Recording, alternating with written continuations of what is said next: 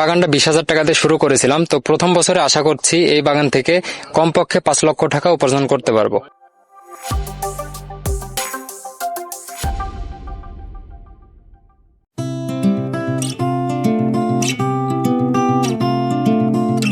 বাংলাদেশের মাটিতে বিদেশি আঙুর চাষ শুনতে অবাক লাগছে, তাই না? কিন্তু এই অসম্ভবকে সম্ভব করে দেখিয়েছেন রাজশাহীর তরুণ একজন উদ্যোক্তা। প্রচলিত ধারণাকে বদলে দিয়ে তিনি গড়ে তুলেছেন দৃষ্টিনন্দন একটি আঙুর বাগান। বলছি রাজশাহীর দুর্গাপুর উপজেলার বখতিয়ারপুর পূর্বপাড়া গ্রামের উদ্যোক্তা রুহুল আমিনের কথা। আজ আমরা শুনবো তার উদ্যোগের গল্প, কিভাবে যাত্রা শুরু হয়েছিল, কতটা চ্যালেঞ্জ তাকে মোকাবিলা করতে হয়েছে এবং এখন এই উদ্যোগ থেকে আসলে তিনি কতটা সফলতার আশা করছেন। সবকিছু মিলিয়ে আমাদের আজকের আয়োজন, আশা করছি আপনারা সাথেই থাকবেন।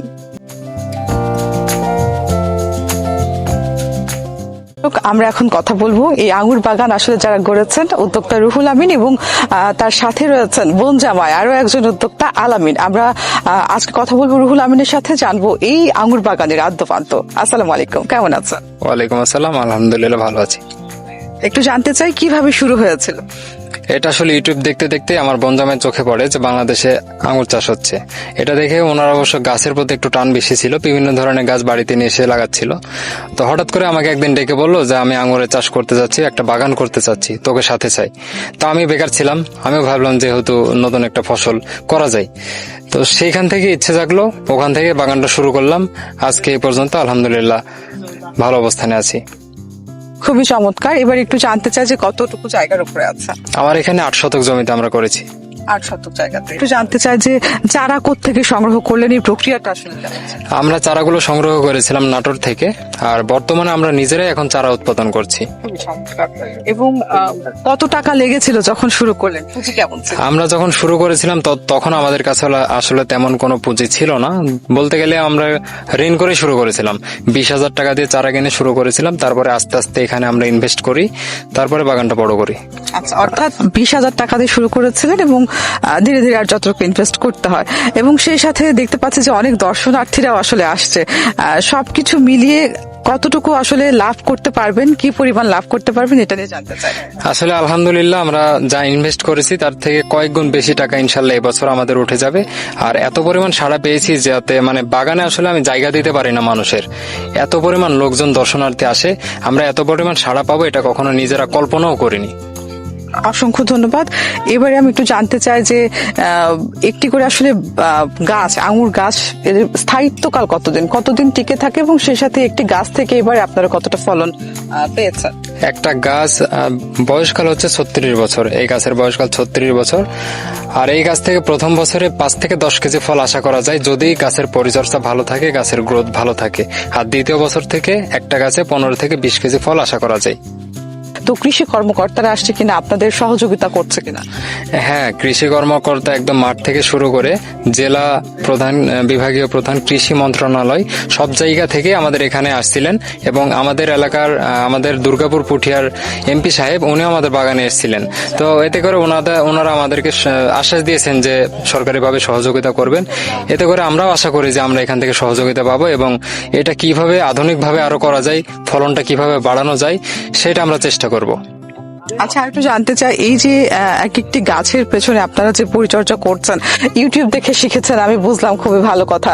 তারপরেও তো এক একটা ফসলের এক এক রকমের পরিচর্যার প্রয়োজন হয়, সেগুলো কিভাবে আয়ত্ত করলেন? এবং আপনাদের দেখে এই যে এত দর্শনার্থীরা আসছে, তারা আসলে আশা প্রকাশ করছে কিনা যে হ্যাঁ আমরাও শুরু করব? আসলে সবকিছু ইউটিউবে পাওয়া যায় না। নতুন একটি ফসল, ইউটিউবে সব ধরনের সহযোগিতা পরামর্শ এগুলো পাওয়া যায় না। একটা গাইডলাইন লাগে যার মাধ্যমে নতুন একটি ফসল করতে গেলে ভালোভাবে করা যায়। তো আমাদের একটা গাইডলাইন ছিল, আমরা একজনের মাধ্যমে এই পরিচর্যার বিষয়গুলো জেনেছি, শিখেছি, পরে আমরা নিজেরা শিখেছি। ইনশাল্লাহ আমরা 1 বছরের মধ্যে শিখে গেছি। এখন আর আমাদের জানার তেমন কিছু নাই, তারপরে জানার শেষ নাই, তারপরে অনেক কিছু আয়ত্ত করে ফেলেছি। ইনশাল্লাহ এখন যারা নতুন উদ্যোক্তা হতে যাচ্ছে বা বাগান করতে যাচ্ছে, আমরা আগেই বলে দিয়েছি আমরা সর্বোচ্চ সহযোগিতা করব সবাইকে। অসংখ্য ধন্যবাদ। খুবই চমৎকার একটি ভাবনা আপনাদের, এবং সেই সাথে এলাকার কৃষি খাতে আসলে এটি নতুন মাত্রা যোগ করবে বলে আশা রাখছি। আরো জানতে চাচ্ছি যে এই এলাকার মানুষের, আমরা যদি বলি যে আমরা দেখলাম যে এমনটি যে মাছ এবং পান বড় যেগুলোর সাথে আসলে বেশি সম্পৃক্ত, সেগুলোতে আসলে বেশি সময় দিতে হয় নাকি এই আঙুর চাষে, কোনটাতে সময় বেশি দিতে হয়? আচ্ছা, সবাই যখন একটা জিনিস নিয়ে কাজ করবে তখন কিন্তু সেই জিনিসের চাহিদাটা কমে যাবে, বছর শেষে কিন্তু মূল্যটাও কমে যাবে। অলরেডি আমাদের এইদিকে পানের দামটা অনেক কমে গেছে, কৃষকরা আর আগের মতো লাভবান হচ্ছে না। তো আমার চিন্তা ভাবনা হলো যে আমি নতুন কিছু নিয়ে আসি যেটা মানুষ পছন্দ করবে, যেটা থেকে লসের সম্ভাবনা খুবই কম থাকবে। যেহেতু এটা বাংলাদেশে খুব কম চাষ হয়, আমি আগে থেকেই জানতাম যদি ভালোভাবে চাষ করা যায়, ফলটা মিষ্টি হয়, এটা থেকে অনেক লাভবান হওয়া সম্ভব। তো সেই একটা আশা থেকেই করেছিলাম। আলহামদুলিল্লাহ অনেক ভালো পরিমাণ সফলতা কতটুকু পেয়েছি বলতে পারবো না। আলহামদুলিল্লাহ আমরা অনেক খুশি এবং লাভবান হয়েছি। ইনশাল্লাহ আরো অনেক অনেক শুভকামনা। আমি আরেকটু জানতে চাচ্ছি যে কতগুলো গাছ আপনারা লাগিয়েছেন এবং কি কি জাতের আঙুর রয়েছে? আমাদের এখানে গাছ আছে মোট 80টা, আর এখানে পরীক্ষামূলক ভাবে লাগিয়েছি আমরা 10টার মতো, আর বাকিগুলো সব এক জাত। তো এখানে ভ্যালেজ আছে, বাইকোনর আছে, ডিকসন আছে, ট্রান্সফিগারেশন আছে, ব্ল্যাক ম্যাজিক আছে, অস্ট্রেলিয়ান কিং আছে। এই জাতগুলো পরীক্ষামূলক ভাবে লাগিয়েছি। আচ্ছা, একটু বীজের দিকে যেতে চাই। অনেক আঙুর দেখেছি বীজ রয়েছে, অনেকগুলো বীজ ছাড়া, এবং মিষ্টতারও নিশ্চয় ভিন্নতা রয়েছে। তো সবকিছু মিলিয়ে কোনটার বেশি চাহিদা দেখছেন? বাংলাদেশে বাণিজ্যিকভাবে বাইকোনর জাতটা সবচাইতে ভালো চলতেছে। এটা রাশিয়ান জাত। তো এই জাতটা বাংলাদেশের আবহাওয়ার সাথে অনেক ভালোভাবে মানিয়ে নিতে পারে। আর বীজের যে বিষয়টা, এটা আসলে আঙুর যার নাম তার বীজ থাকে। এটা পরিচর্যা দিয়ে মেডিসিন ইউজ করে বীজগুলো রিমুভ করতে হয় ছোট থাকতেই, যার কারণে আমরা ইউজ করেছি। আমাদের আঙুরে কিন্তু বীজ নেই। আচ্ছা, বাহ, খুবই চমৎকার। আর একটু জানতে চাই যে আপনার টার্গেট ক্রেতা কারা, কাদের টার্গেট করছেন? আমরা এই বাগান করার পরে আসলে পাইকারি প্রচুর পার্টি আমাকে কল দিয়েছে যে আমাদের থেকে আঙুর নিবে পাইকারি ভাবে। প্রথম বছরে আসলে আমরা বিক্রি করতে চাইনি, যেহেতু ছোট একটা বাগান পরীক্ষামূলক ভাবে করেছিলাম। তো এতটুকু বাগানে যে পরিমাণ দর্শনার্থী আসে, আমরা চেষ্টা করি সবাইকে একটু করে টেস্ট করানোর। তো সেই কারণে আমরা এই বছর আর বিক্রি করতেছি না, সবাই আসুক দেখুক। আর ক্রেতা বলতে গেলে কি, সামনের বছর থেকে আমরা ইনশাল্লাহ বিক্রি করব বাণিজ্যিক ভাবে। আর সর্বোচ্চ চেষ্টা করব খুচরা বাজারে কম রেটে বিক্রি করতে, যাতে মানুষ সাধ্যের মধ্যে কিনে খেতে পারে। অসংখ্য ধন্যবাদ। আমি আরো একটু জানতে চাই যে আপনার এলাকার যারা রয়েছে, অনেক তরুণরা রয়েছে না, যে পড়াশোনা শেষ করে বসে রয়েছে বা অনেকে কিছু করতে চায়, তো তাদের আসলে কিছু জায়গা পড়ে আছে, তারা আসতে চায় এই জগৎটাতে। আপনি কি তাদের সাহস দেবেন? কি বলতে চান তাদের? হ্যাঁ, অবশ্যই দিব, কারণ এটা যে খুব বেশি ব্যয়বহুল একটা বাগানের খরচ হয় এরকম না। এটা সাধ্যের মধ্যেই আছে, আর এটাতে লসের সম্ভাবনা কম। এটা গাছ একবার লাগালে যে পর বছর মারা যাবে এরকম কিছু না। গাছের দীর্ঘায়ু অনেক, রোগবালাই খুবই কম। একবার লাগালে পরের বছর থেকে ফলন অনেক বেশি হয়, তো সেখান থেকে লসের সম্ভাবনা কম। আর আমরা যেহেতু বলেছি আমরা সর্বোচ্চ সহযোগিতা করব, তাতে করে যারা চেষ্টা করতে চাচ্ছে তাদের ভয়টা একটু কম থাকবে। খুবই চমৎকার। এইভাবে এগিয়ে আসলে আসলে অনেকেই সাহস পাবে। আমি আর একটু জানতে চাই যে আমাদের রাজশাহী অঞ্চলের মাটিগুলো বিশেষ পরিচর্যার কথা আমি আগে আপনাকে জিজ্ঞেস করেছি, আপনি বললেন খুব চমৎকার ভাবে। তারপরে আসলে আঙুর চাষের জন্য আসলে কি ধরনের মাটি প্রয়োজন আমাদের রাজশাহী বা এই অঞ্চলের কথা যদি বলি, আসলে এই পরিপ্রেক্ষিতে যদি বলতেন। আচ্ছা, অঞ্চল ভেদে কিন্তু মাটিটা একটু আলাদা হয়। আঙুর এটা হচ্ছে বাইকোনর জাতের, এটা দোআঁশ মাটি আর বেলে দোআঁশ মাটিতে একটু বেশি ভালো হয়। আমাদের এটা হচ্ছে এঁটেল দোআঁশ। আসলে জাতটা ভালো হওয়ার কারণে দেশের বিভিন্ন জেলাতে চাষ হচ্ছে, সব জায়গাতে ফলের মিষ্টতা ভালো। যেহেতু জাত ভালো, আর রাজশাহীতে কিন্তু বিভিন্ন জায়গাতে এখন বাগান গড়ে উঠতেছে। বিশেষ করে রাজশাহীতে, যশোরে, তারপরে চুয়াডাঙ্গা, এই সাইডটাতে অনেক বেশি আঙুর বাগান এখন হচ্ছে। বাণিজ্যিকভাবে এটা সম্ভব, অনেকেই করতেছে, ফলাফল ভালো, ফলন ভালো। তো আমার মনে হয় যে এটা বাণিজ্যিকভাবে রাজশাহীতে করা সম্ভব। আমি এবারে সর্বশেষ প্রশ্নে যেতে চাই। আমি আপনার কাছে জানতে চাই, যারা চারা সংগ্রহ করতে চায় খুচরা বা পাইকারিতে, তাদের জন্য আসলে আপনি কি বলতে চান?